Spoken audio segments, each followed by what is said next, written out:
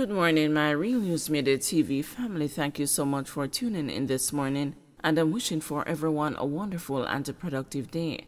And in the news this morning for January 9, 2024, man on bail for murder gunned down in St. Anne. A St. Anne man out on bail on a murder charge was shot dead in St. Anne's Bay on Monday, marking the first homicide in the parish for 2024. The man has been identified as Dwayne Clark, otherwise called Zulu, 36, of Top Road in St. Anne's Bay. Clark was said to be a suspect in a 2020 murder in the parish. Reports reaching the news are that Clark was walking along a section of a road in the parish capital when a car drove up and the two men exited. The men fired several shots, hitting Clark multiple times. He was rushed to the St. Anne's Bay Regional Hospital, where he was pronounced dead. Clark's death is St. Anne's first murder since the start of 2024. In 2023, 79 murders were reported in St. Anne, which was 12 more than the 67 reported in 2022, a 17.9% increase. This was the second highest increase in murder figures by the parish for the year, after Hanover, which recorded a 63.6% increase in murders, moving from 44 to 72. There were 1,393 murders in Jamaica in 2023. No message in history between Shanika Gray and other parties, says analyst.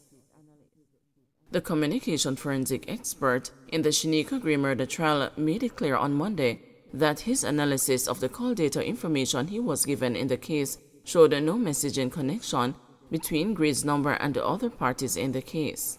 The witness, who was given his third day of testimony in the St. James's Circuit Court, made the declaration on the cross-examination from attorney Chuma Paris, the lawyer representing defendant Gregory Roberts, who is charged with murdering the 15-year-old schoolgirl in 2017.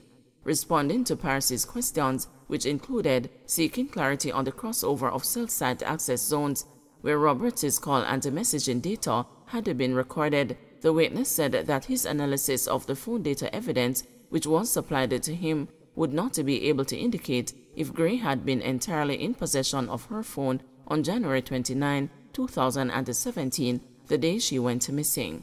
From the call data records on January 29, 2017, after 7 p.m., are you able to say whether Miss Gray would have been in possession of that phone? Asked Paris.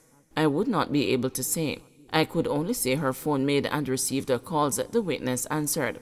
Were there SMS messages from Mr. Roberts' phone placed to Miss Gray's phone? Paris subsequently asked. No, the witness answered. Were there SMS messages from Miss Gray to Mr. Roberts? Paris asked next. No, the witness replied. Was there any communication from the phone attributed to Roberts' ex-girlfriend's mother to Miss Gray? Any from Miss Gray's to ex-mothers? Paris persisted. No, said the witness. Was there any call from ex to Miss Gray? Any call from Miss Gray to ex? Any SMS message from ex to Miss Gray? Any SMS message from Miss Gray to ex? Paris asked one after another. No, the witness answered to each question. It should be noted that earlier in the trial on January 3, the witness had testified that based on his examination of the call data analysis, a SIM card was taken from Gray's cellular phone and placed in a phone attributed to Roberts' former co-defendant, Maria Morrison, as well as a Morrison's SIM card being placed in Gray's phone. That previous revelation was briefly revisited during Monday's cross-examination with the witness, outlining the time when Gray's SIM card got associated with Morrison's phone. Based on your analysis of the call records, tell me if Mr. Morrison would have been in possession of Miss Gray's phone just before 12:46 a.m. on January 30, Paris requested of the witness. We have the earliest association of Miss Gray's SIM card with Mr. Morrison's device at 12:45 a.m. on January 30, the witness replied. On the re-examination by the prosecution, the witness noted that not all of the names for Cell Global Identity cell site information were included in the data log because not all of them were relevant to the investigation, but that the CGI sites themselves were present in the data. The trial continues this morning. Since the start of Roberts' trial on November 23, 2023, the court has at times heard a disturbing testimony against the defendant, indicating that Roberts took Gray to a location in Irwin, St. James, where he brutally stabbed her to death on January 29, 2017, and where her body was found 3 days later on February 1 that year. Gray was a grade 10 student of the Greenpoint High School in St. James at the time of her death. She was last seen alive on her way home from the funeral of a schoolmate on January 29, 2017. Address a garbage backlog now, says opposition. Opposition spokesperson on local government Natalie Nita Garvey is calling for immediate action to address the pileup of garbage across sections of the country. Nita Garvey describes the situation as disgraceful. She says she is gravely concerned and wants to see a comprehensive plan of action. She urged the Minister of Local Government, Desmond McKenzie, to take swifter action, highlighting the imminent health hazards posed by the accumulation of rotten garbage. Communities and the business districts are grappling with an alarming accumulation of waste that poses a clear and present danger to public health, Nita Garvey said in a statement on Monday. Highlighting the distressing situation in the downtown Kingston Market District, which falls within McKenzie's political constituency, Nita Garvey condemned recent media images as nothing short of disgraceful. Furthermore, she shed light on the dire circumstances in rural areas where waste collection has been neglected for over a year. Expressing disappointment in the National Solid Waste Management Authority's performance despite the recent additions to its fleet, Nita Garvey stressed the urgent need for proactive measures. She called for the NSWMA and McKenzie to take decisive action. It's imperative for the NSWMA and responsible authorities to promptly address this crisis and fulfill their duty in waste management. Health Ministry says lab services continue despite work stoppage by employees. The Ministry of Health and Wellness says it is taking proactive steps to ensure that there is minimal interruption in the service provided by the National Public Health Laboratory and the National Blood Transfusion Services amid an absence of workers. The employees have reportedly taken industrial action. The ministry says some categories of workers employed at both entities have been off the job. It says it is collaborating with private facilities and individuals, public hospitals, with laboratory services, and the Jamaica Defense Force to carry out the functions in the meantime. The Health Ministry says while it has not been advised of any industrial action by the staff, based on the advice of the management, it has moved to mobilize resources to carry out emergency services.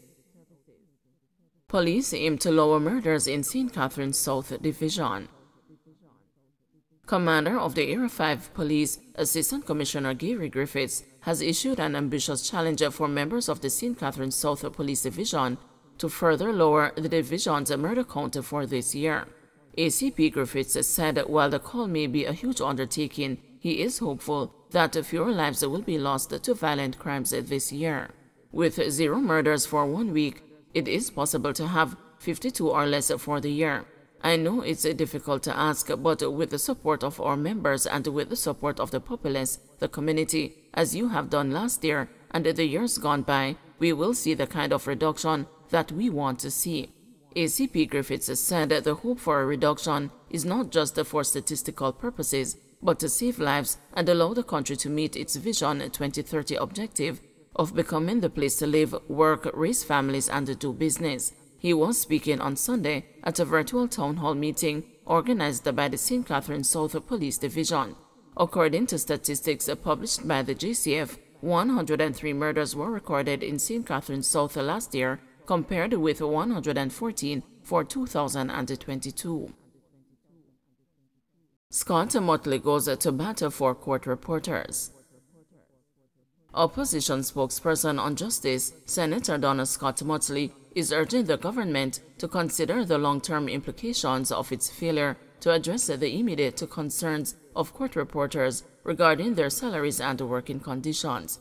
Senator Scott Motley's call comes in response to the Director of Public Prosecution's indication that the shortage of court reporters has resulted in delays in cases set for trial.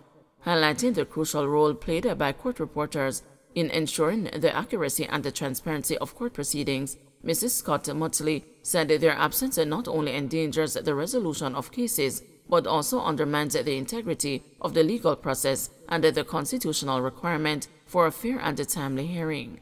This failure has now led to the possibility of a circuit court in St. Catherine, in St. James, and in Clarendon being impacted.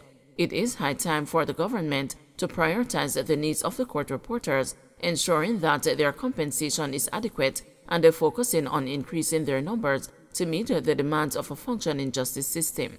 It is critical that if we are going to deal with the crime situation, people must feel that they can rely on a proper justice system, she argued. The opposition spokesperson added that the Ministry of Justice has been lethargic in its approach to incorporating digital technology to make court processes more efficient.